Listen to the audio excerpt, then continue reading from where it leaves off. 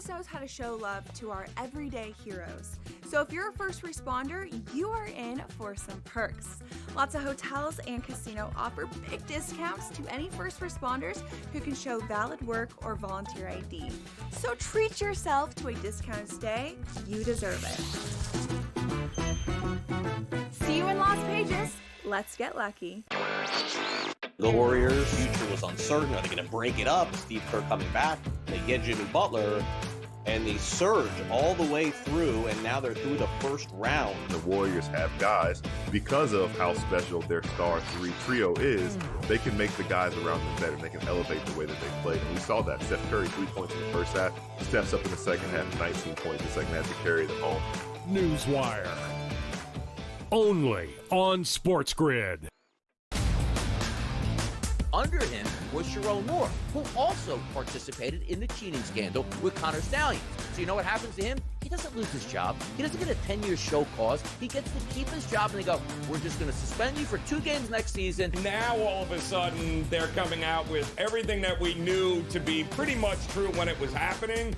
Yeah, they were cheating. It was like Belichick and the videotapes, right? The early line. Only on SportsGrid. The game is on. The stakes are high. But the action isn't just on the field. He's rearranging that rim. Get it inside! SportsGrid's in-game live. Your ultimate second screen experience. A little flyer, couple of 18.5 point live line. Every prop, every play, every day. Anything can happen. It's complete chaos. It's smarter to be on SportsGrid.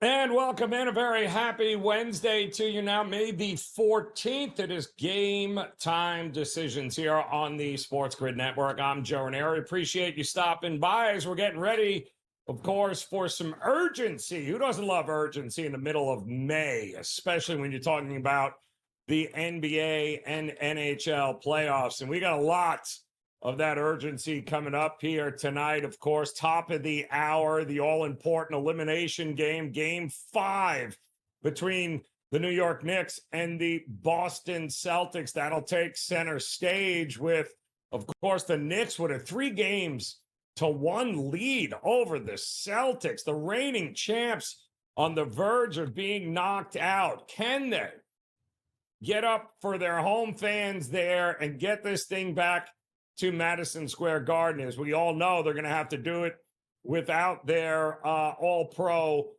leader, for that matter, with Jason Tatum, who had to have, of course, the Achilles surgery. We don't know recovery time, if he'll even be around to start next season. Doubt that very much. But, I mean, let's face it, they are going to have to get up, and they're going to have to get the job done without him, much like the Golden State Warriors are going to have to extend their season and give their all-star guard an opportunity to get back on the court, that being Steph Curry, as they too are now facing a 3-1 deficit tonight. On the line, of course, for the Minnesota Timberwolves, a chance to make it back to the Western Conference Finals. And if you are the New York Knicks, the first time in a million years that you are looking at making it to the Eastern Conference Finals. So we got a lot of urgency here tonight, just in the association on the NBA courts here tonight. We've got plenty of market movement to go along with this craziness. We knew Tatum wasn't going to be playing in this game. The market didn't quite know how to react early. For the most part, over the last 48 hours, the Celtics were hovering around that 4.5 point favorite. I mean, let's face it, the home court advantage for the Celtics has always been good. As long as they are not a double-digit favorite, they have always been worth backing at home, especially when we're only talking about a couple of possessions. Now, does that change because they don't have Jason Tatum? Well, history tells us that they've done a pretty good job without Jason Tatum, especially at home. I mean, this is not a team void of shooters. This is not a team void of depth. And that is why they have been the favorite. That's why they're champions. And it's why the market has not had an issue backing them as they've driven this line up to 5.5 points. You don't love the spot for the New York Knicks. The Knicks have done it all. They've gotten to this 3-1 deficit. They know they got to go back to Madison Square Garden. They know the Celtics lost their best player and their leader. It would shock nobody if the New York Knicks exhaled here tonight and opened the door for the Boston Celtics to get it to a Game 6. Do they want that? Absolutely not. The Knicks want nothing to do with having to continue to play basketball while they already know the Indiana Pacers last night. Well, they handled their 3-1, those 3 games to 1 lead over the number 1 team in the East, the team with the best record. Cleveland Cavaliers are no more. They, too, dealt with injuries this postseason. And, of course, Donovan Mitchell gave it a go. He made a valiant effort. Nobody else stepped up for him last night. And Indiana is just waiting to see who it is they play. So if the Knicks have to play extra basketball, so be it. But the reality is the market realizes what has made the Celtics the absolute favorite all year long to repeat is because they are 100% capable of winning and covering even without one of their superstars, including Jason Tatum. We have seen them do it before. We have seen them cover these games. In fact, Boston has a few things going for it. How about off a loss? 19-5 against the number. Best in the NBA. 67% in the playoffs alone. The Celtics aren't going quietly. Now, their problem in this series has been, what do we do in the second half with a 20-point lead? Well, if that's the case, you back the Knicks because they have not been able to figure it out in the second half. But they are certainly more than capable in what is a extremely bad flat spot in this game for the Knicks. This, too, could get ugly early and often, like it has in a few of these games already. Urgency is what it is all about here, and the sense of urgency from the Boston Celtics as defending champs tonight is going to be on full display early and often here. Same thing with the Golden State Warriors, although Golden State, we heard the report today that Steph Curry is progressing very well. What does that mean? Well, what they're trying to tell you is that win one more game and Steph Curry will be back out on the court for the Golden State Warriors. Will he be 80%, 60%, 70%? Doesn't matter if you don't win this game here tonight on the road in Minnesota. And if you're Minnesota, same situation. You want nothing to do with continuing to play basketball. You saw OKC get one game closer against the Denver Nuggets last night to heading back to the conference finals. If that's Minnesota, they want this over tonight. But I would not anticipate that the Warriors are somehow going to lay down even without Steph Curry and playoff Jimmy on that team and Draymond and company. I would expect a maximum effort here tonight, especially since all we've heard all day is how well Steph Curry has progressed and will be ready to go next game. But there has to be a next game in order for that to happen. So as you can tell, the NBA and those all-important closeout games, top of mind here tonight for us. And then you've got the NHL, of course, tonight. Another closeout spot in the late game as the Western champs there. The Edmonton Oilers looking to go back to Vegas to close them out as they have a 3-1 lead over the Vegas Golden Knights. Can Vegas, the heart of a champion, extend this series and get it back to Edmonton? And then coming up top of the hour, the champs, the Florida Panthers, back in Toronto, taking on the Maple Leafs. What is that going to be like? Well, it hadn't been good for Florida the first two games of this series as they lost both on the road. But then again, Toronto lost both their games in South Florida. And now here we are, the all-important leverage game, Game 5 tonight. Buckle up. It's going to be a whole lot of fun. Oh, yeah, to mention we had 17 Major League Baseball games on tap here today. We've got a bunch of games already finished, doubleheaders underway. Great slate of games coming up here a little bit later tonight. To say that we are packed, well, that would be an understatement here. We've got a lot more coming up on the Major League Baseball slate here tonight. Of course, the NHL Stanley Cup playoffs. Florida, Toronto coming up here in just about 20 minutes, as is the Knicks and the Celtics. And we'll dive into all of it as we're getting ready for a little Wednesday urgency. Who doesn't love it? Middle of May, and we got do or die situations. Come back and join us. Game Time Decisions continues on the grid.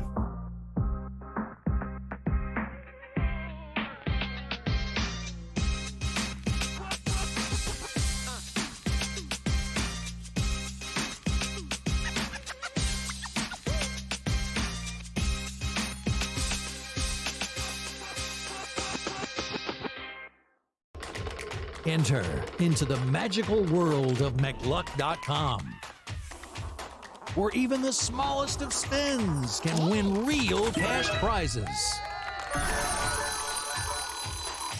Adventure into over 1,000 of the best Vegas-style slot games. So what are you waiting for? Unlock your free welcome offer today. Join the fun where winners play and players win. Two guys that can do it all. It's Too much electricity this morning. This is a good time. We're having a lot of fun. I had to do a triple take. Ka-ching! Why? Because of parity. I didn't mean to offend. Yeah, it's not going to happen. Load management is a dirty word. Let him rip. You know what? Circumstances provide the results. What? How do you do this one? Oh, Donnie, you got such a good show there. A network that is booming. The Early Line, only on SportsGrid.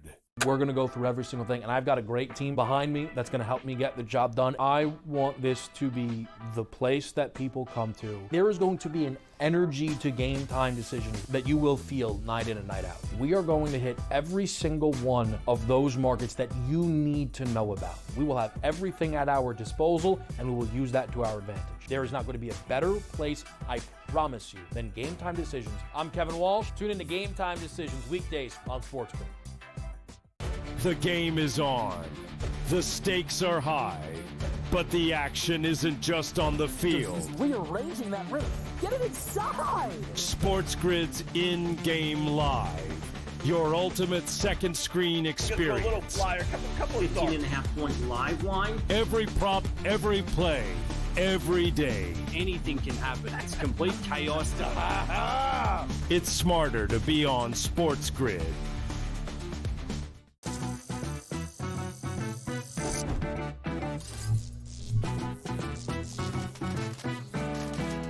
Did you know sportsbooks tend to draw up tighter bet lines for events that get even more bettors, like championship games or major matchups? My tip, try betting on less popular sports. You might have a better shot at beating those odds. Now, go get lucky. See you in Las Vegas. Let's get lucky.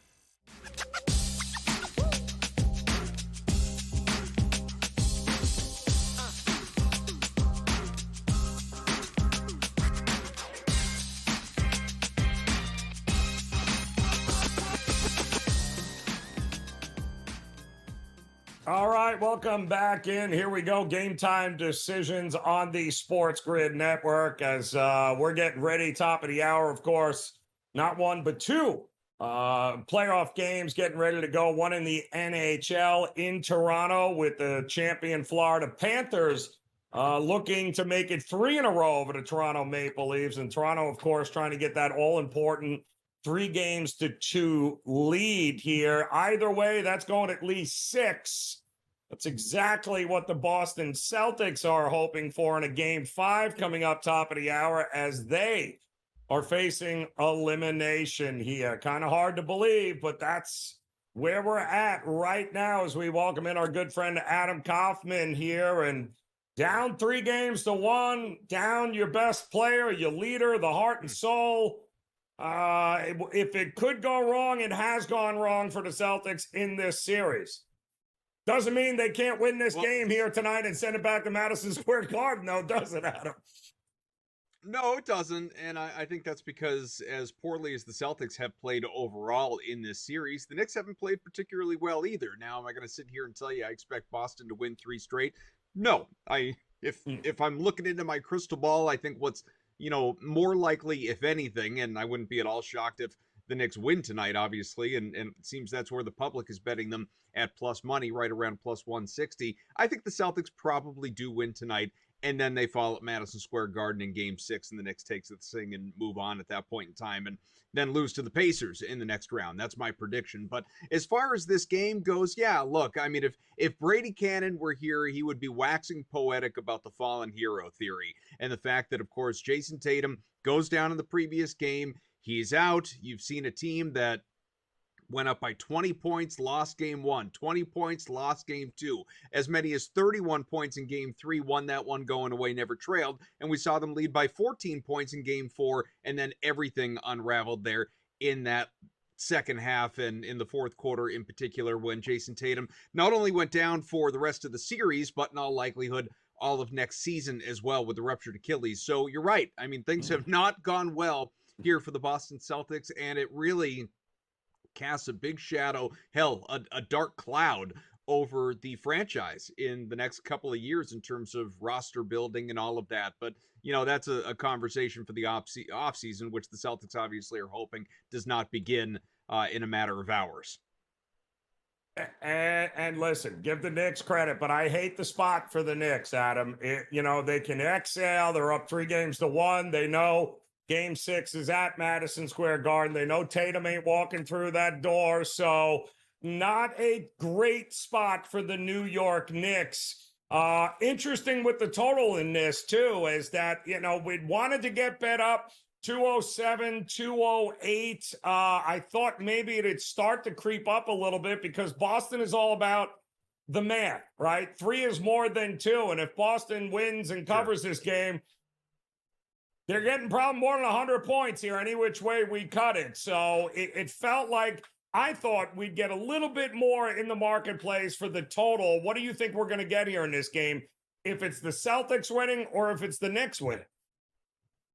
So I think you're reading it right. If the Celtics win this game, I don't see how they win this game without scoring north of 100 points. So I would be inclined to take the over if you're out there, someone believing that Boston's going to win the game. And if you like New York in this game, I would probably skew toward the under. Ultimately, I don't really want to play around with the total. I'd rather mess around with the sides a little bit. And, the narrative street play in my head tells me, whether it's a whole win it for Jason Tatum thing, or if we're just leaning into the fact the Celtics in every game in this series have gotten off to fast starts, and Lord knows the crowd is going to be behind them at home to start this one. Who knows? Maybe they even get a video board message from Jason Tatum from his hospital bed. I have no idea what they've got planned there at the Garden, but you're talking about just a 2.5 point spread with the Celtics favored in the opening half. I would lean toward that. I know there's a lot of juice on it, right around minus 240. And then I don't love it, but it feels like the smart play is to come back the other way and take the Knicks with the full game.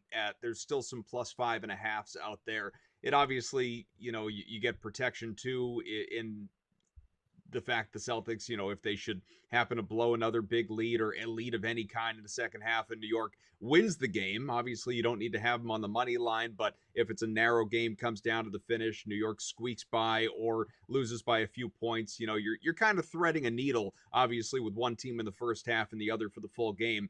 But that, to me, feels more appropriate. I don't think we're going to get a blowout on either side.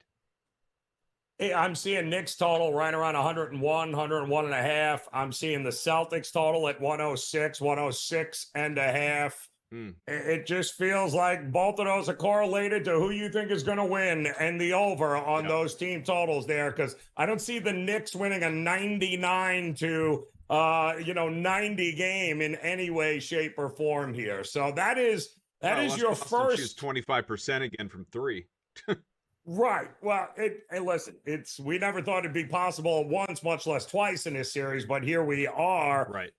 And New York, what do they have left in the tank here in this letdown spot? So that game's coming up here in just about 10 minutes. The game after that, man, if I hear one more story about Steph Curry and how he's progressing well and he's ready for the next game, well, you got to get to the next game. And Minnesota's now laying, 10.5, 11 points? Are we getting a next game for Golden State? No. And I don't know how many times I need to come here on SportsGrid or get active in the text thread with friends of mine and talk about this series. I have been saying since the second Golden State took game 1 and we found out that Steph Curry was not going to play again before game 6 at the earliest, that he's not going to play because there's not going to be a game 6. Minnesota was going to run off wins in the next 4, and this thing ends in 5. And I know it has not been easy in all of these games. If you watch these through, Minnesota has really had to have some, somewhat miraculous second halves to pull this out. I don't think they leave any doubt in this one here tonight. I think they win this thing going away. They cover the number. I'm not even interested in the plus 11, 10.5 for Golden State. I think Minnesota wins this thing comfortably. We get a nice game and over on the points from Anthony Edwards, and it's on to the next round for the opportunity to lose to the Thunder or the Nuggets. We'll talk about actually those future markets when Game Time Decisions continues here on the Grid.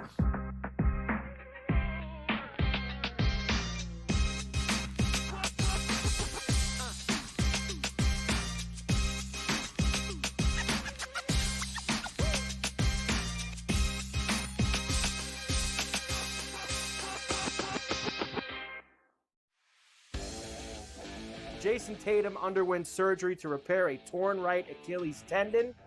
That is obviously a season-ending injury, and that's long rehab. You're talking next year. That's a year. I don't wish that on anybody. I don't. I hate that Achilles, knees and ankles. I don't like talking about them. I've said it a million times, but screw the Celtics. Pharrell Coast to Coast, only on SportsGrid. Your college performance does not relate to the National Football League. It never does. They played side by side with each other, and he wasn't as good as Quinn Ewers. That's an issue. That's a major issue. It wasn't that it wasn't as good as Quinn Ewers. Ever got to Texas. It wasn't that it wasn't as good as Quinn Ewers. It was Quinn Ewers' program, which Steve Sarkisian made very clear the entirety of the time that Arch Manning was in Austin. So for you to argue that because Ewers is a 7th-round pick, Arch Manning is not that good and not deserving of being first overall is asinine. It is wrong. It is incorrect. He's going to be number 1 overall. My whole thing was I'm buying you're doing your thing now where you double down on a take that is incorrect. The best quarterback prospect to ever hit college football can't play. He's over not a 7th-round There were pick 2 who didn't even perfectly play rated good. quarterback recruits in the history of the sport. Quinn Ewers couldn't even play at Ohio State. He couldn't even play at Ohio State. Quinn Ewers. Go look it up. The Early Line, only on SportsGrid. We're going to go through every single thing, and I've got a great team behind me that's going to help me get the job done. I want this to be the place that people come to. There is going to be an energy to Game Time Decisions that you will feel night in and night out. We are going to hit every single one of those markets that you need to know about. We will have everything at our disposal, and we will use that to our advantage. There is not going to be a better place, I promise you, than Game Time Decisions. I'm Kevin Walsh. Tune in to Game Time Decisions weekdays on SportsGrid.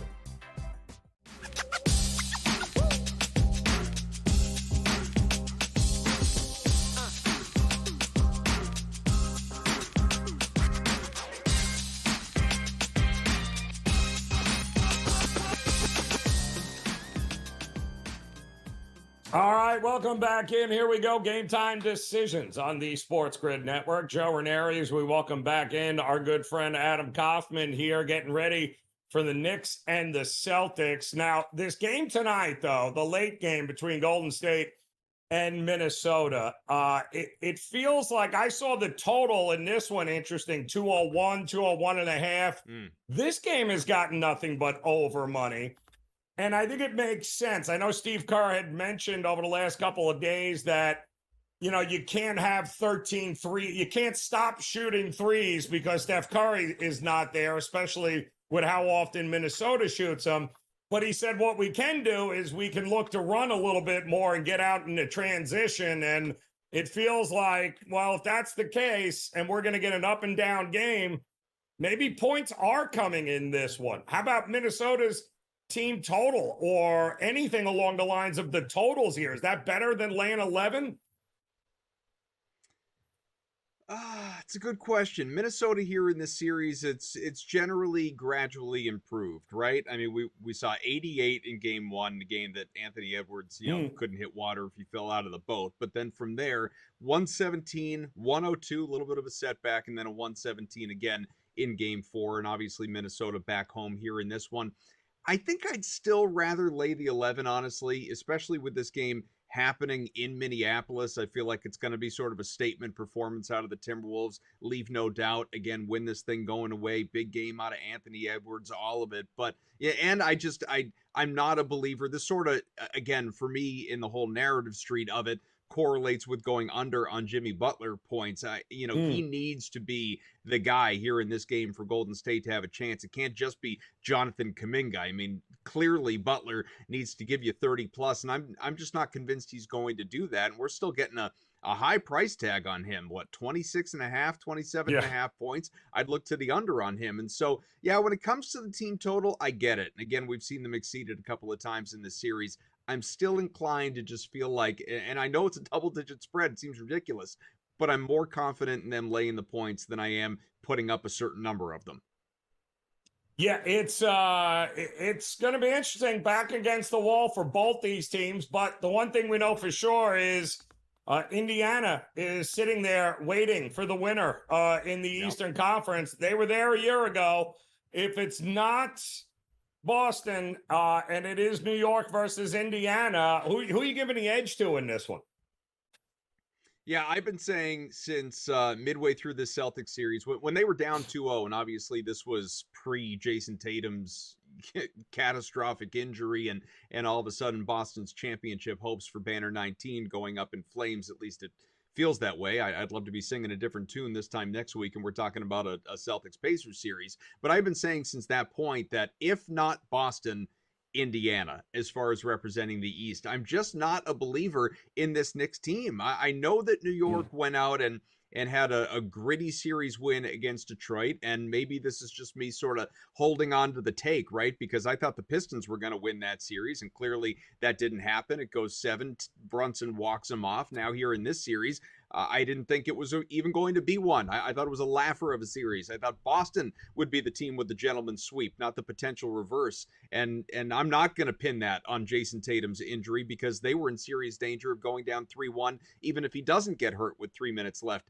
in that game 4. And so, you have to credit the Knicks with the way that they're finishing these games. And there's a reason Jalen Brunson is the clutch player of the year and all that stuff. He has hit some massive shots. He's had some big moments, as everybody in national media wants to continue to scream about. But what I think is getting lost in that when we're comparing them to the Pacers is that Indiana is playing with such a chip on its shoulder. I think they have learned something, this team, going back to the playoff sweep at the hands of the Celtics last year in what were 4 very closely contested games, start to finish, all of them. And Indiana has answered any sort of doubters. They've come into this postseason. They have played some tremendous games. They have really not been on the wrong side of anything too ugly. Halliburton has shown out when he has had to. They've shown some balance. They've got a solid bench. And I think Indiana is just, we're seeing some team of destiny stuff to a certain degree. I don't think it carries them all the way. They're not going to win the championship. I still believe that regardless, that's coming out of the West at this point. But as far as representing the East, yeah, I think the Pacers are going to be there. So let's all fire up Hoosiers and have ourselves a night. I can't wait. Let's buckle up, folks, and get ready because it'll be here before we know it. Plenty of NBA action still to be decided. Plenty of NHL action still to be decided. And we've got another hour to discuss it. Adam, we appreciate it. Game Time Decisions continues on the grid.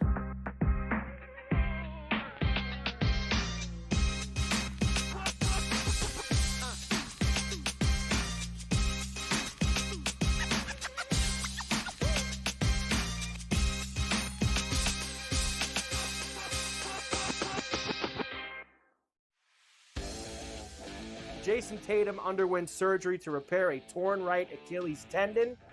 That is obviously a season-ending injury, and you know that's long rehab. You're talking That's a year. That's a year. I don't wish that on anybody. I don't. I hate that Achilles, knees and ankles. I don't like talking about them. I've said it a million times. But screw the Celtics. Pharrell Coast to Coast, only on SportsGrid. Your college performance does not relate to the National Football League. It never They does. played side by side with each other, and he wasn't as good as Quinn Ewers. That's an issue. That's a major issue. It wasn't that it wasn't as good as Quinn they've ever Ewers. got to Texas. It wasn't that it wasn't as good as Quinn Ewers. It was Quinn Ewers' program, which Steve Sarkisian Why made would it very be Quinn clear Ewers' the entirety of the time that Arch Manning was in Austin. So for you to argue that because Ewers is a 7th-round pick, Arch Manning is not that good and not deserving of being first overall is asinine. It is wrong. It is incorrect. I just told you he's going to be number 1 overall. My whole thing was I'm buying you're doing him your because thing now I where you expect him to double have down on a decent take season. No, I'm that not is doing incorrect that. The when I best show it's quarterback incorrect. prospect to ever hit college football can't play He's over a not so. 7th-round There were pick 2 who didn't even perfectly play rated good. quarterback Stop recruits it. in the history Stop of the it. sport. Quinn Ewers couldn't even play at Ohio Quinn State. Ewers. He couldn't even play at Vince Ohio Young and State. Quinn Ewers. Go look it up. The Early Line, only on SportsGrid. We're going to go through every single thing, and I've got a great team behind me that's going to help me get the job done. I want this to be the place that people come to. There is going to be an energy to Game Time Decisions that you will feel night in and night out. We are going to hit every single one of those markets that you need to know about. We will have everything at our disposal, and we will use that to our advantage. There is not going to be a better place, I promise you, than Game Time Decisions. I'm Kevin Walsh. Tune in to Game Time Decisions weekdays on SportsGrid.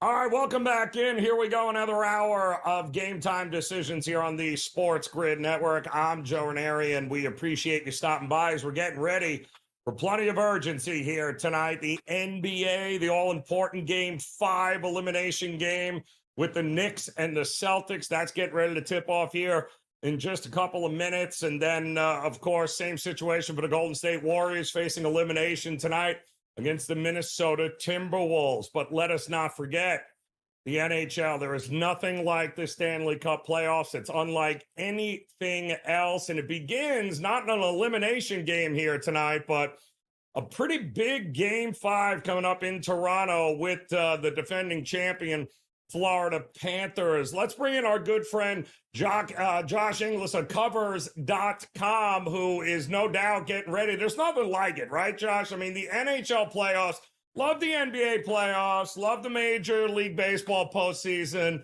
but man, give me the NHL Stanley Cup playoffs. This trek is unlike anything else in all of sports.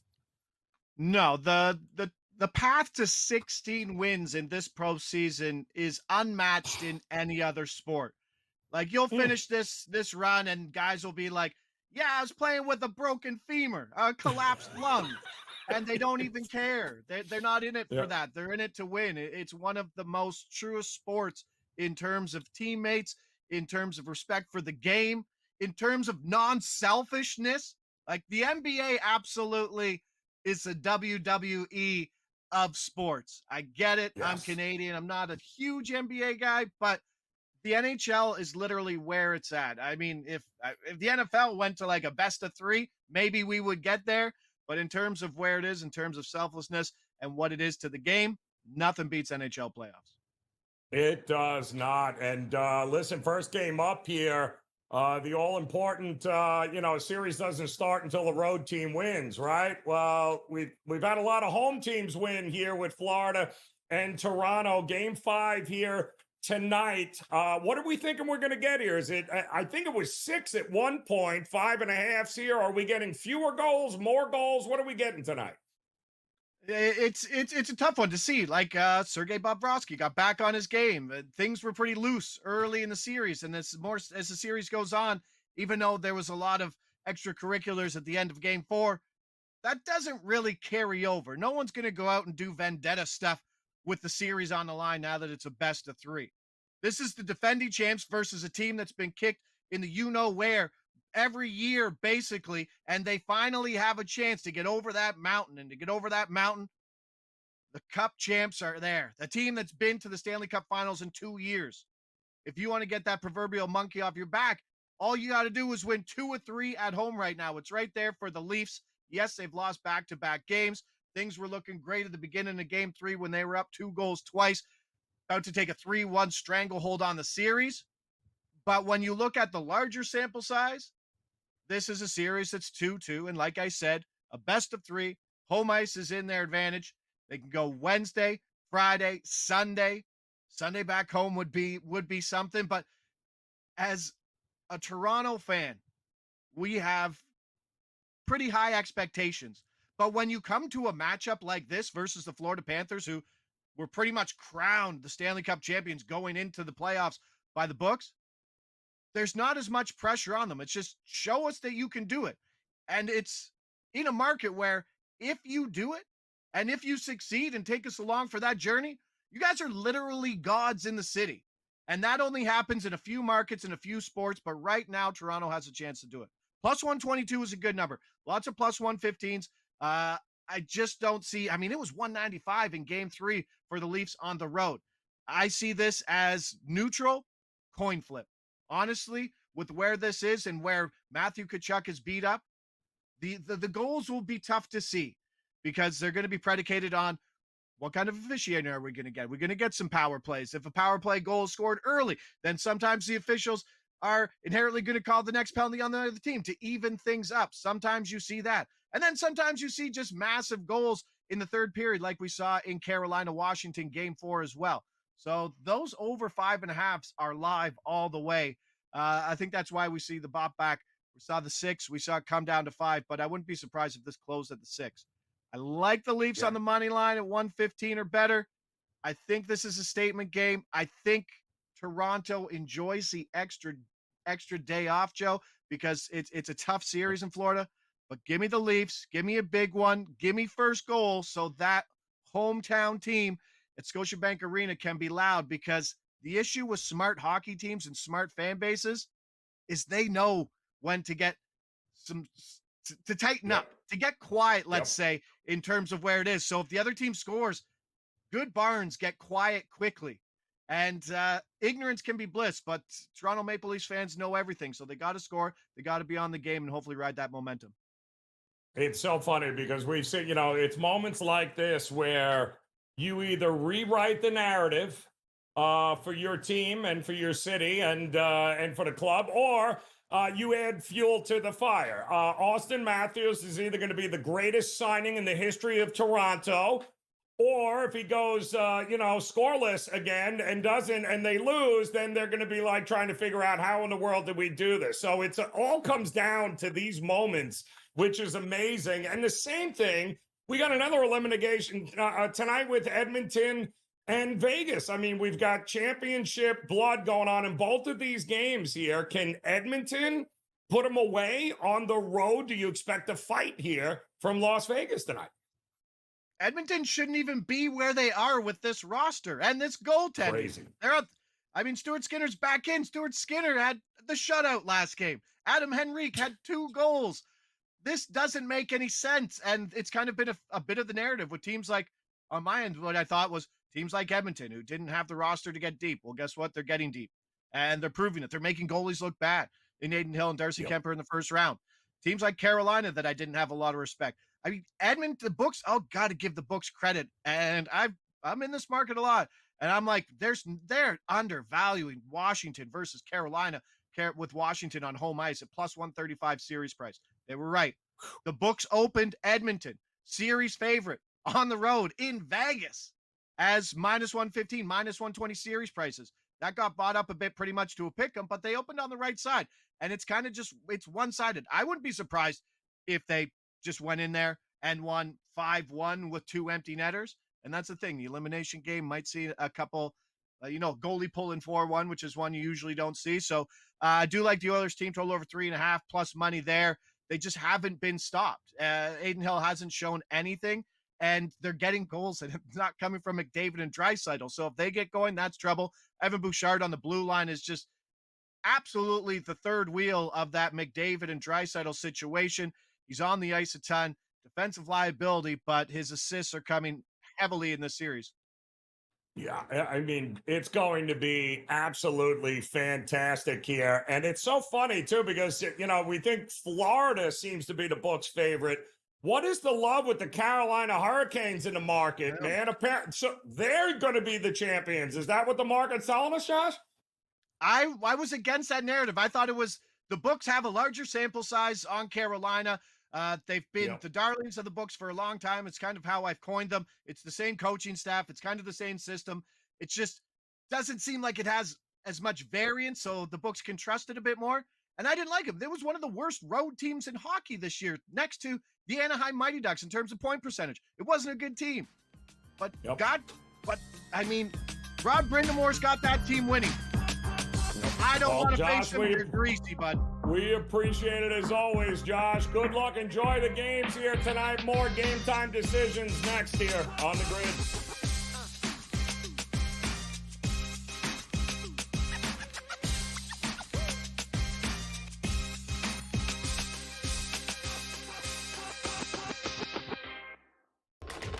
Enter into the magical world of McLuck.com, where even the smallest of spins can win real cash prizes.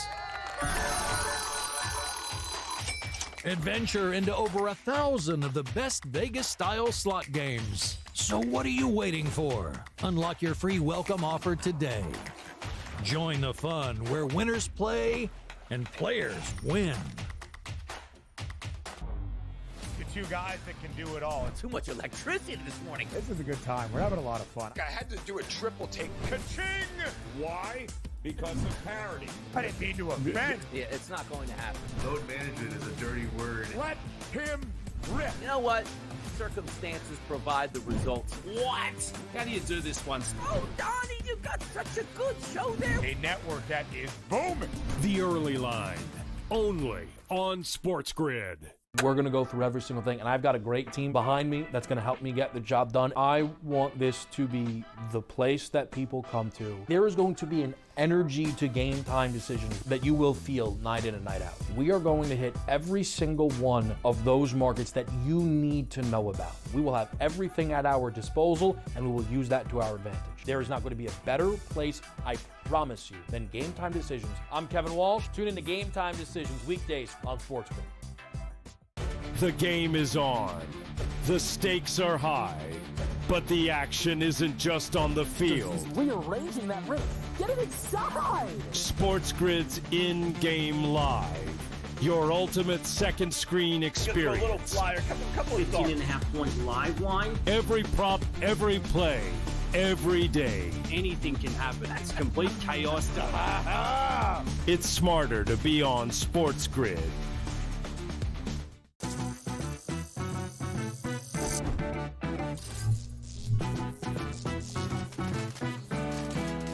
Did you know sportsbooks tend to draw up tighter bet lines for events that get even more bettors, like championship games or major matchups? My tip, try betting on less popular sports. You might have a better shot at beating those odds.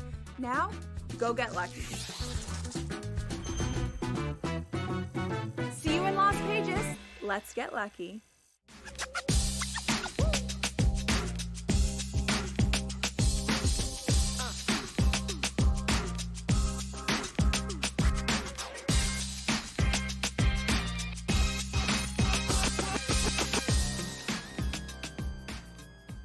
All right, welcome back in. We're off and running Game Time Decisions here on the SportsGrid Network. I'm Joe Raineri. Appreciate you stopping by as we've got no score in the Florida Panther-Toronto Maple Leafs game. That is underway about 2 minutes in there. We do, however, have a score with the Knicks and the Celtics in that all-important elimination game 5. Celtics trailing 9-8 with about 8 minutes to go. So early in both, not to mention We got plenty of great Major League Baseball action. Let's welcome in our good friend Mark Zinno here tonight, awaiting. We had 17 games. We had double headers. We had a little something for everybody here today. We are getting ready for your Atlanta Braves coming up against the Washington Nationals as well. Not exactly a pitcher's duel here, I don't think anybody's expecting, with Elder taking on Parker.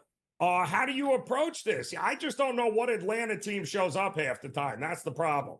Well, and particularly what Atlanta lineup shows up half the time. And like, here's the interesting thing about today, though. It's also you're looking at a game where you have, I think it's 8 teams favored by at least minus 180 or more, and 6 of more than minus 200. So you're paying some pretty hefty prices, and you're going to have to go to alternate markets to look for some value here. But I'm going to fade Bryce Elder.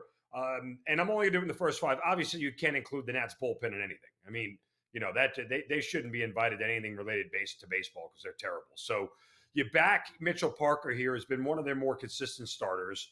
And he's a guy that has had success last year against the Braves. Nothing special, but quality start type stuff. And really, in this series, Joe, the Braves won the first 2 games by short margins, and they did it all late against the Nats bullpen. Over the course of the first 5, it's a pretty tight game. They haven't really been jumping out to big leads. So you get much better starting pitching here from the Nationals. And I know it's a 4-game series, but after losing 2 straight, you'd like to think that they would show up with a little bit of guts tonight and try to get it. You've seen me do this before with the Nationals, try to cherry pick these spots where you're going to get some good value on them, and they're situationally in a spot where it's going to work. We hope it works out tonight here, at least in the first 5. We'll take the plus half run. Yeah, I've been a little rough stretch here for Iglesias out of the pen, too, for Atlanta. We know Washington's bullpen is horrific. You don't want nothing to do full game with them, so I don't blame you early and often here backing Washington. But what about the Mets? I mean, you and I are Yankee guys, and the idea that I'm watching Clay Holmes do what he's doing is either the coaching staff with the Mets is pretty impressive, or he found something. I don't know what he found, but they're taking on Pittsburgh. How good does he have to be here tonight to beat Pittsburgh? What do you like in this game? Well, look, if the Rockies and the White Sox weren't taking all the attention away from sucking so bad, we'd be talking about the Pittsburgh Pirates sucking so bad. That's kind of where they are right now. This is not a good baseball team. They don't bring a lot to the table, particularly offensively. It's really bad offense. So once you get past Paul Skeens pitching every 5th day, there's not really much of an attraction here in Pittsburgh. That said, given the fact that the Mets have won the last 2 games by 1 run, I kind of felt like, and their offense has kind of sputtered, I kind of felt like it was an ideal time to back them against Bailey Fulton. And this game, here's my fear, Joe. This game's in an early rain delay. They're supposed to get it cleared up in about an hour, so I kind of took that into account here. But Bailey Fulton's a left-hander. The Mets have absolutely murdered left-handed pitching this year at home. They're number 2 in baseball in batting average, OPS, and WRC plus against lefties. The only team that's better than them is their crosstown rival, the Yankees, against left-handed pitching. So that said, they should be able to attack Bailey Fulton here. This isn't a great Pirates bullpen either. I think the Mets bats break out. I don't know if Clay Holmes, who feels like he's kind of pitching above his head. The Mets, by the way, are 7-1 when he starts. He gets nearly 6 runs of support per start here. So I'm hoping that the rain delay doesn't affect the bats as much as it might the pitching here for the Mets. And let's see if we get to over 4.5 for the Mets here offensively. Still 7.5 for a total in that one there. And of course, we've got, what was that last night, Dodgers? I'm just curious. The Athletics going to Chesterfield and absolutely smack them. Yamamoto on the mound here tonight. A lot of different ways you can approach this game in a bounce back spot, but how do you do it here in this game? I know some people say don't lay the 1.5 with the home team because they might not get that last at bat. I don't really care. Not in this spot here. I mean, look, my biggest concern is that Yamamoto this year has not gotten a lot of run support, right? Like he's only getting 3.8 runs per start. But this is a Dodgers team at home that scores the 2nd most runs at home at 5.8. They also are a team that this year, Joe, they have scored 1 or no runs 4 times this year.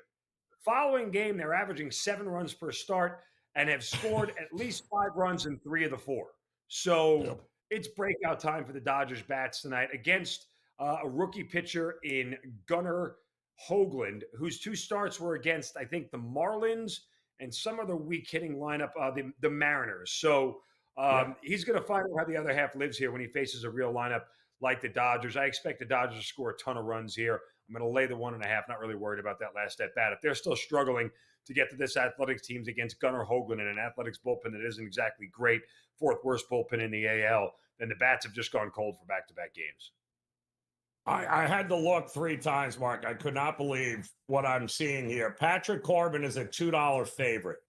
Yeah. But then I looked at who he's playing.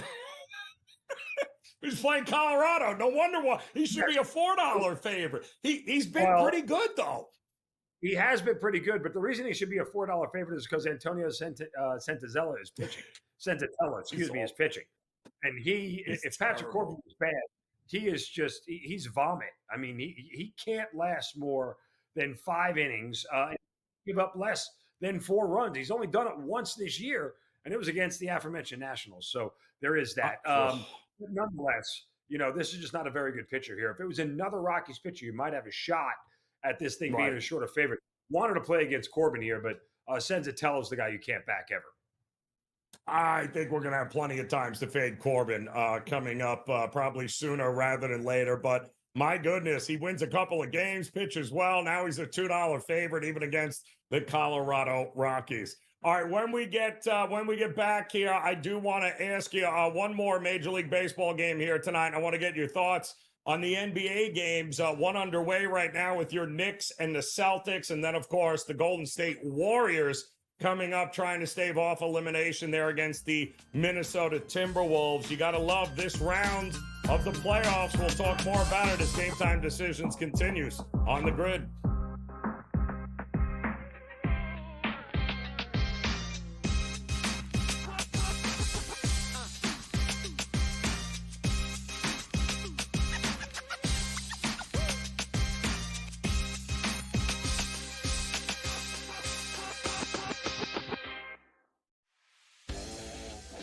Jason Tatum underwent surgery to repair a torn right Achilles tendon.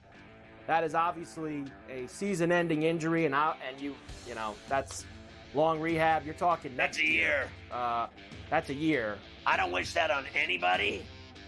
I don't. I hate that Achilles, knees and ankles. I don't like talking about them. I've said it a million times. But screw the Celtics. Pharrell Coast to Coast, only on SportsGrid. Your college performance does not relate to the National Football League. It never does. They played side by side with each other, and he wasn't as good as Quinn Ewers. That's an issue. That's a major issue. It wasn't that it wasn't as good as Quinn Ewers. Ever got to Texas. It wasn't that it wasn't as good as Quinn Ewers. It was Quinn Ewers' program, which Steve Sarkisian made very clear the entirety of the time that Arch Manning was in Austin. So for you to argue that because Ewers is a 7th-round pick, Arch Manning is not that good and not deserving of being first overall is asinine. It is wrong. It is incorrect. He's going to be number 1 overall. My whole thing was I'm buying you're doing your thing now where you double down on a take I'm not doing that. The best quarterback prospect to ever hit college football can't play. He's over not a 7th-round There were pick 2 who didn't even play rated good. quarterback recruits in the history of the sport. Quinn Ewers couldn't even play at Ohio State. He couldn't even play at Ohio State. Quinn Ewers. Go look it up. The Early Line, only on SportsGrid. We're going to go through every single thing, and I've got a great team behind me that's going to help me get the job done. I want this to be the place that people come to. There is going to be an energy to Game Time Decisions that you will feel night in and night out. We are going to hit every single one of those markets that you need to know about. We will have everything at our disposal, and we will use that to our advantage. There is not going to be a better place, I promise you, than Game Time Decisions. I'm Kevin Walsh. Tune in to Game Time Decisions weekdays on SportsGrid.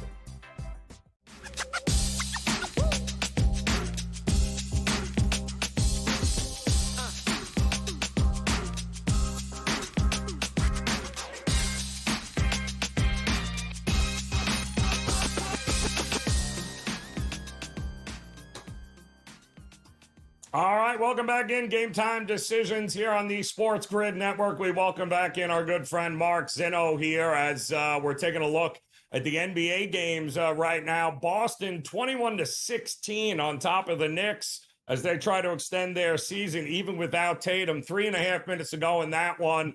I think it closed 5.5. Obviously, a lot of money coming in on Boston at home. What were you thinking in this one? That Boston would win? Are we getting a game 6? Can the Knicks? It's not a great spot for the Knicks, and you're a Knicks guy, and I think you know that as well. Yeah, I mean, again, look, it's one of those things where, this is a prime spot to play on a team that's facing elimination, right? The desperate teams always play a little bit harder. I wanted to lay the 4.5 with the Celtics, but I bet against the Knicks as a Knicks fan so much in this series, and I keep losing. So I eventually have given into the board here the fact that the Knicks might actually win this series, and say, okay, here we go. So look, I took Jaylen Brown's over points and assists at 29.5. Brown's played 733 minutes without Tatum this season and seen a team-high 4% usage rate without him on the floor. Since the 23-24 season, so go back in last year, Brown has averaged just under 27 points per game in the 13 games he's played without Tatum. The Celtics are 16-3 in 19 games without Tatum, including 1-0 in the playoffs. In the 4 games this series, Brown has averaged 20.5 points, 3.3 assists. That's with Tatum taking up a huge share of the offense. Brown also averages 24.5 points per game at home and 4 assists at home compared to 19.4 points on the road. So if we're getting the usage bump, and Jaylen Brown is sort of the heartbeat of this team, the finals MVP from last year, I'm putting it all on his shoulders here to have a big night. I would tend to think that if he doesn't get very close to these numbers, the Celtics don't have a shot to win this game. He has to carry them offensively. Yeah, and Derek White right now looks to be the guy leading the way for him. But again, 3:30 to go here in the first quarter, so 21-16 in that one. What are we thinking about the night game? Minnesota Golden State. We were looking at this and going, all right, Minnesota, not exactly a team I trust a whole lot. Golden State back against the wall, playoff Jimmy. It's not like they don't have championship credit here. And they keep telling me that Steph has progressed amazing and he's ready for the next game. Is that enough to get them to win this thing on the road and force a game 6? I don't think they're going to win the game. But I would tell you again, you know me as a team total guy, like when I look at the Golden State Warriors at 96.5 for their team total, you have to believe, even if they're going to cover this number, if they're going to come close to forcing a game 6, got to get over this thing. Minnesota, in their home games, they're obviously scoring more, but it's a question of, do you trust the Warriors? Because in game 1, when they won 99-88, that was more about Minnesota being absolutely dreadful offensively, and the game getting out of hand, where Golden State had a 21-point lead with about 2.5 minutes left in the third, and the pace just dies, right? So there's no one pushing there. But in the second game, again, you're looking at a Golden State team that's still shooting under 45% from the field on the road. If they have that bad shooting, they're dead in the water, and they're not going to be able to they're going to struggle to get to this number. So they have to have a good shooting night. If you like Golden State and you think they can come close to covering this number, this may be the way to go. If they don't push 100, I don't think they're close to covering, and I certainly don't think they're winning. Not unless Minnesota just has another bad shooting night all around. It makes total sense. Steve Kerr said, listen, we got to get out and transit. I don't think it favors Golden State to slow this thing down to a crawl. I think their best shot is to try to go up tempo at some point, right? Because you got to be able to catch Minnesota in transition. Otherwise, you're not going to beat them in watching paint dry. So that game, by the way, 9:30 here tonight. The other thing you need is you need Buddy Hield to start out hot and drop threes like he did in that game against the Rockets, right? Yep. And as we're seeing Derek White do tonight, started 4 or 5 from 3, which is why he has 14 points here. In the first quarter. You need that kind of outset start to keep the pace moving. Yeah, it's I think they got to get going, get points, desperation, just keep chucking it up. Eventually something is going to fall in there. By the way, good news is in Pittsburgh and the Mets out of that rain delay. They are underway here, so we'll keep an eye on that one. We appreciate it as always, Zin. Good luck on the games as Game Time Decisions continues on the grid.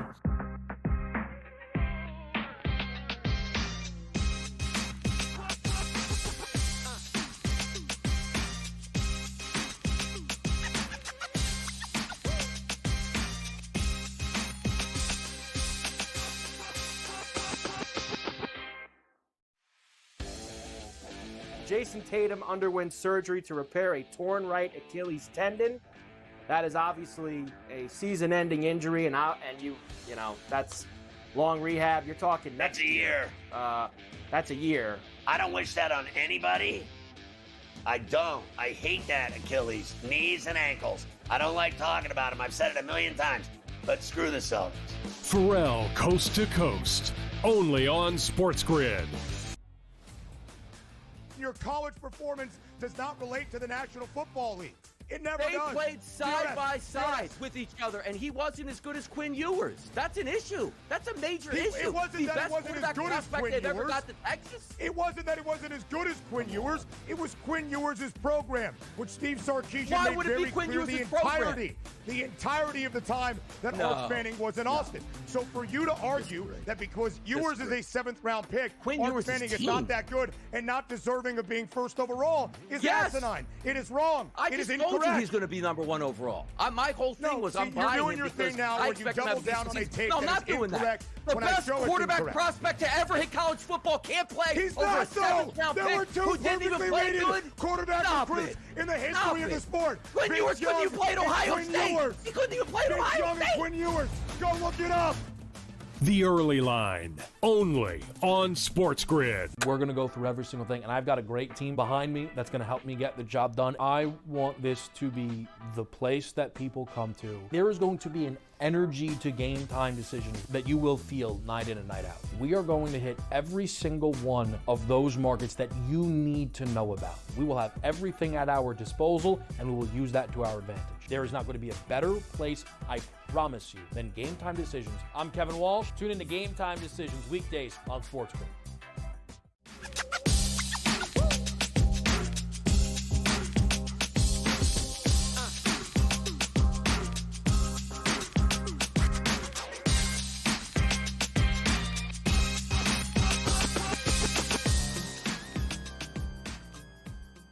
All right, welcome back in Game Time Decisions here on the SportsGrid Network. I'm Joe Raineri, and all this talk about urgency here, and we've got plenty of it right now with the Knicks and the Celtics in an elimination game, 23-20. With about 2 minutes to go, Celtics on top at home, and of course, the Florida Panthers, I think they have 9 or 10 shots already on Toronto there in the first, but no score in that one. That series knotted up at 2 apiece. But let us not forget, we got another major championship coming up this weekend. It's called the PGA Championship. Let's welcome in our good friend Brady Cannon here as PGA, major number 2, right? We had a great one in the Masters. Rory gets off the schneid. Now, all of a sudden, we've got Rory again as a favorite, as well as he should be here. Him and Scotty Scheffler playing the best. But we can't be laying single digits in the PGA Championship, can we, Brady? Boy, I tell you, we're going to look pretty silly if it's both of those guys on Sunday, right? Scotty just doesn't play this golf course. He literally skips this week on the PGA Tour. You know, this is a little bit unique because the Masters is the only major where we get the same golf course every year. Well, the PGA at Quail Hollow, this is the normal stop for the Wells Fargo Championship, which has been a regular stop on the tour since 2003. Scotty never plays this tournament. He always takes this week off. The only time he did play was in 2022 when Quail Hollow held the President's Cup. And oh, by the way, he went 0-3-1 in his matches. So he has not done well here, doesn't play here. The rain that's been, pouring down in the Charlotte, North Carolina area has limited the amount of practice rounds these guys have been able to get in. So, Scotty comes off of a record-breaking or record-tying performance at the Byron Nelson, but I just don't know if this course and the preparation is perfect for him and his history here. And then Rory is a monster at this golf course. He's won 4 times before, but coming off of your first ever Masters win, you're closing out of the career Grand Slam. You can't ascend to a much higher pedestal in anything in life and sports. I have to feel that there is going to be some regression here. I don't think he completely turns it right around and wins a second major in a row. A lot of guys, Joe, in the last 15 years, There's only been 3 guys that have won the Masters that have gone on to win yet a second major. Jordan Spieth, Bubba Watson, and Scottie Scheffler. So Rory might never win another major again, and that's fine. His career's done. He's accomplished everything. Now, U.S. Open, British Open, maybe we jump back on him, but I'm not going to be on either one of those guys this week. Listen, my hope is very much like it was at the Masters. Rory shot a phone book number, what was it, on Thursday? And I'm kicking myself that we didn't bet him at what we could have got him at 18-1 on Friday there, Brady, and then the wheels fell off. So maybe they come out a little bit slow here, but I've got the live guys again I got to ask you about. Here we go. Bryson, Koepka, Neiman. You got to go down the list. Tell me who from the live tour should we be looking at? I've got 8 outright plays, Joe.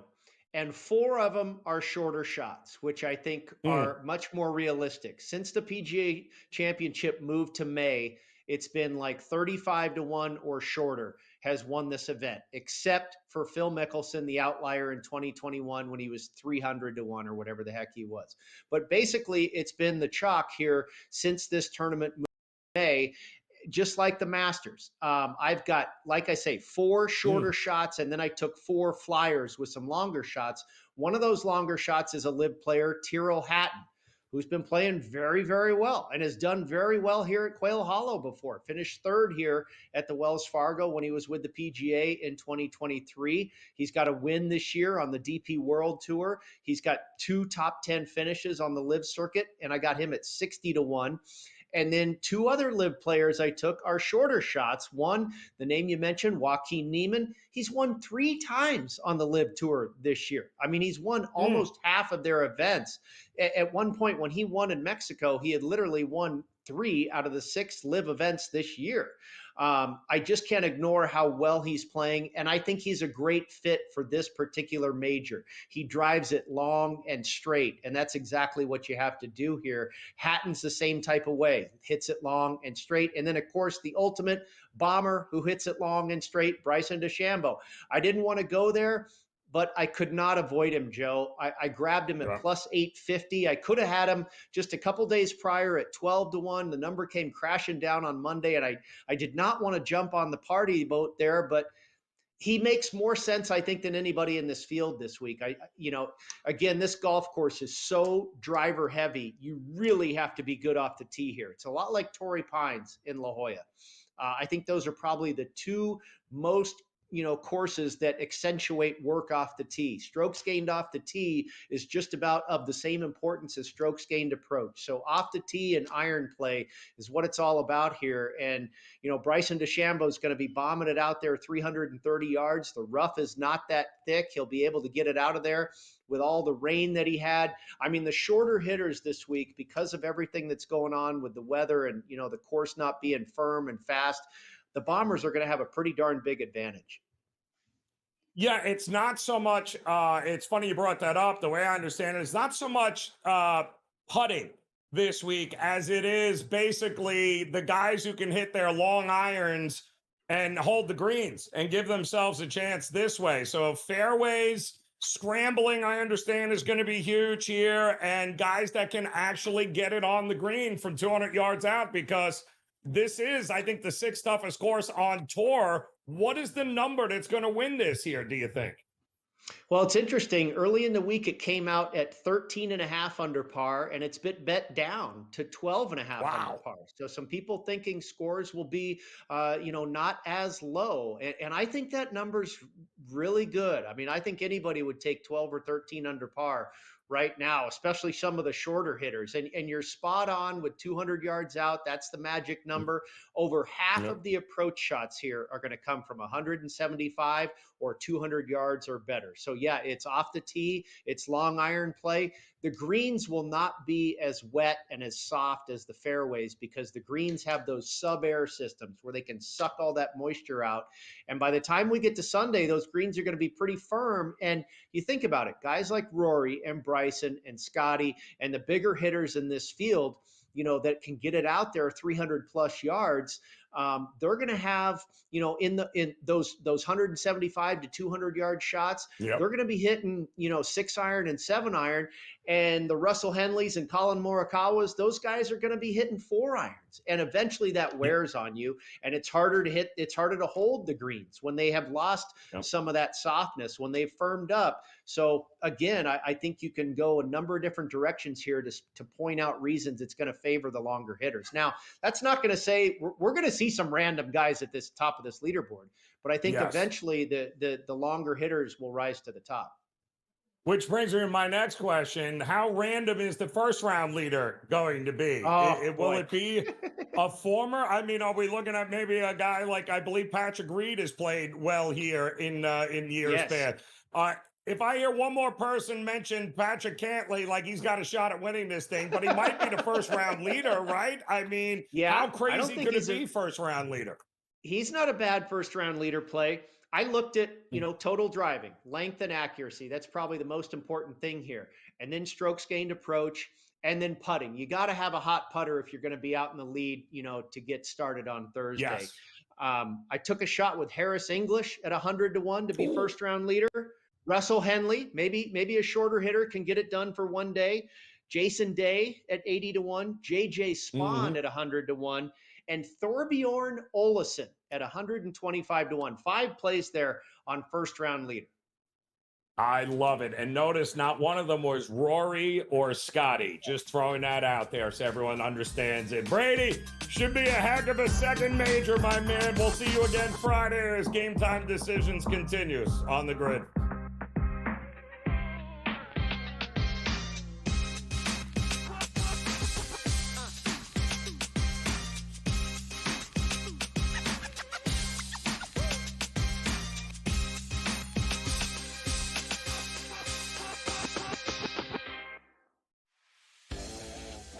Jason Tatum underwent surgery to repair a torn right Achilles tendon.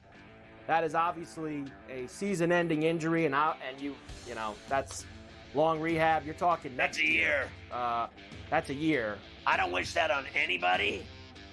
I don't. I hate that Achilles, knees and ankles. I don't like talking about them. I've said it a million times. But screw the Celtics. Pharrell Coast to Coast, only on SportsGrid. Your college performance does not relate to the National Football League. It never does. They played side by side with each other, and he wasn't as good as Quinn Ewers. That's an issue. That's a major issue. It wasn't that it wasn't as good as Quinn Ewers. Ever got to Texas? It wasn't that it wasn't as good as Quinn Ewers. It was Quinn Ewers' program, which Steve Sarkisian made very clear the entirety of the time that Arch Manning was in Austin. So for you to argue that because Ewers is a 7th-round pick, Arch Manning is not that good and not deserving of being first overall is asinine. It is wrong. It is incorrect. I told you he's going to be number 1 overall. My whole thing was I'm buying you're doing your thing now where you double down on a take no, I'm not doing that. The best quarterback prospect to ever hit college football can't play. He's over not so. There were 2 perfectly rated quarterback recruits in the history of the sport. Quinn Ewers couldn't even play at Ohio State. He couldn't even play at Ohio State. Quinn Ewers. Go look it up. The Early Line, only on SportsGrid. We're going to go through every single thing, and I've got a great team behind me that's going to help me get the job done. I want this to be the place that people come to. There is going to be an energy to Game Time Decisions that you will feel night in and night out. We are going to hit every single one of those markets that you need to know about. We will have everything at our disposal, and we will use that to our advantage. There is not going to be a better place, I promise you, than Game Time Decisions. I'm Kevin Walsh. Tune in to Game Time Decisions weekdays on SportsGrid.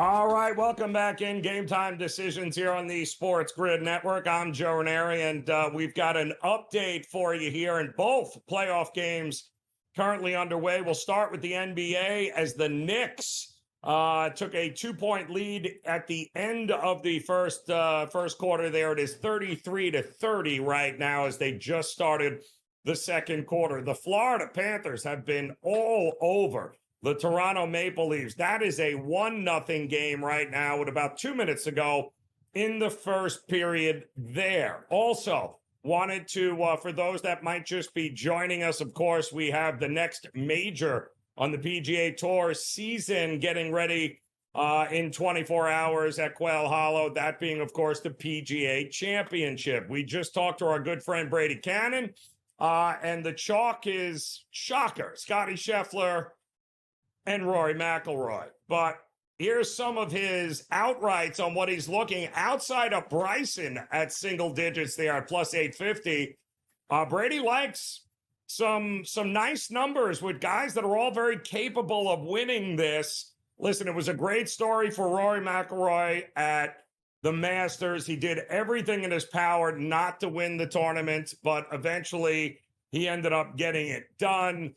Scotty Scheffler is coming off his last tournament in which he set a record on the PGA Tour, 31 under par, which is just absolutely head-scratching. So while both those guys are deserved favorites, I definitely think there are some guys a little bit further down the board, along with Brady, that can give us, well, a pretty good payday coming up for the second major of the season, that being the PGA Championship. A couple of updates, by the way, across the board in Major League Baseball. There is a football game happening right now in Philadelphia, as I believe it is now a 9-7 game. This is the second game of a doubleheader between the Cardinals and the Phillies. Both Aaron Nola, and it looks like are out of the game. I believe he's also long gone there, as the first game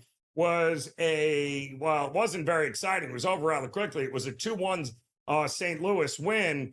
The Philadelphia Phillies with Aaron Nola on the mound, Sonny Gray is on the mound for St. Louis.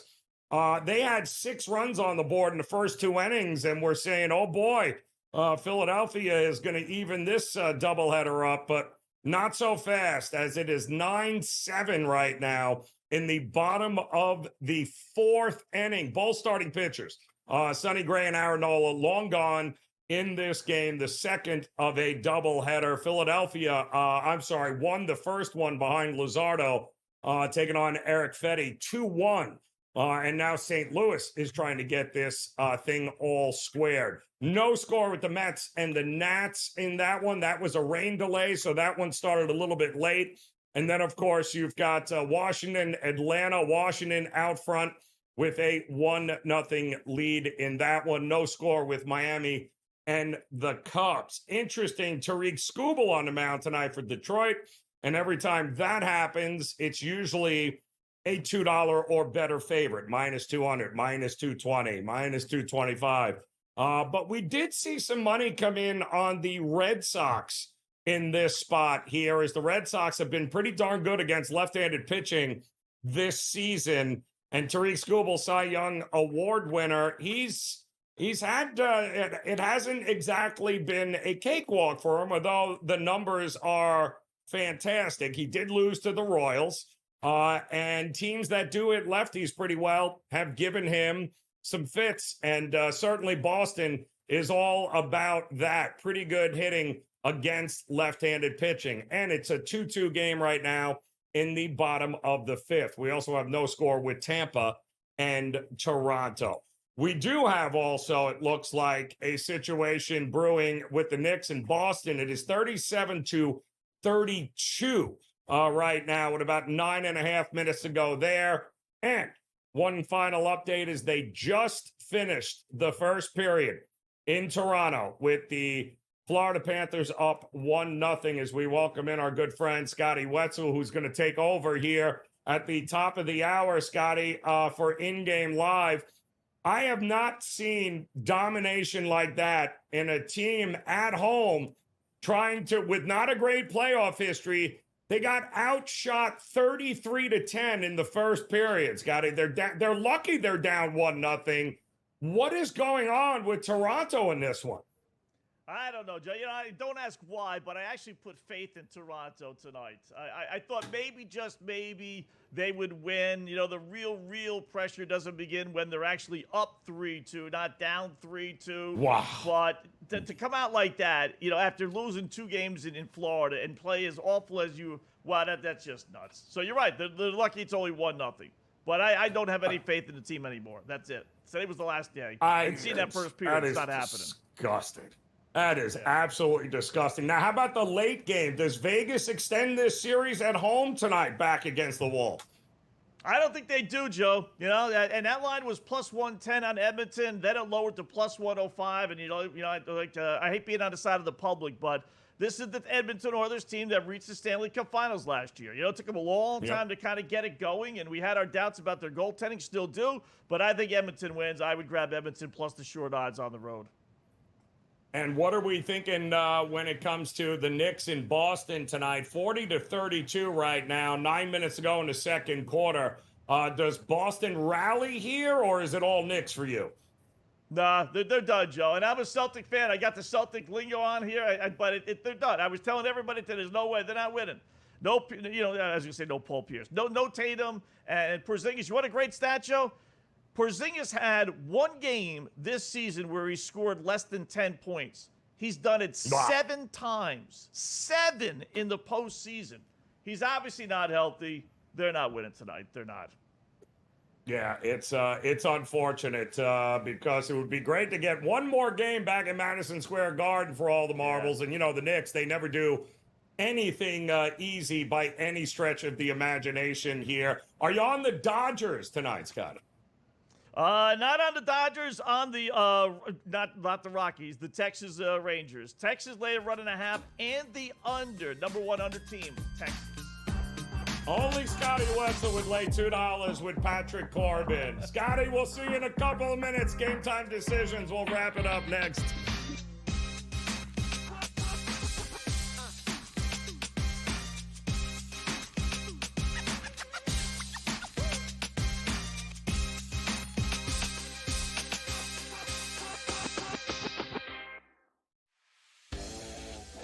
Jason Tatum underwent surgery to repair a torn right Achilles tendon.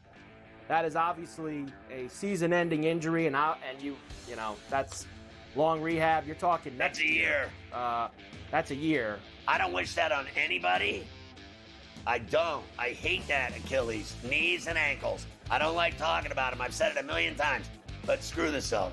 Pharrell Coast to Coast, only on SportsGrid. Your college performance does not relate to the National Football League. It never does. They played side by side with each other, and he wasn't as good as Quinn Ewers. That's an issue. That's a major issue. It wasn't that it wasn't as good as Quinn Ewers. Ever got to Texas. It wasn't that it wasn't as good as Quinn Ewers. It was Quinn Ewers' program, which Steve Sarkisian made very clear the entirety of the time that Arch Manning was in Austin. So for you to argue that because Ewers is a 7th-round pick, Arch Manning is not that good and not deserving of being first overall is asinine. It is wrong. It is incorrect. I told you he's going to be number 1 overall. My whole thing was I'm buying you're doing your thing now where you double down on a take that is incorrect. The best quarterback prospect to ever hit college football can't play. He's over not a 7th-round There were pick 2 who didn't even perfectly play rated good. quarterback recruits in the history of the sport. Quinn Ewers couldn't even play at Ohio State. He couldn't even play at Ohio State. Quinn Ewers. Go look it up. The Early Line, only on SportsGrid. We're going to go through every single thing, and I've got a great team behind me that's going to help me get the job done. I want this to be the place that people come to. There is going to be an energy to Game Time Decisions that you will feel night in and night out. We are going to hit every single one of those markets that you need to know about. We will have everything at our disposal, and we will use that to our advantage. There is not going to be a better place, I promise you, than Game Time Decisions. I'm Kevin Walsh. Tune in to Game Time Decisions weekdays on SportsGrid.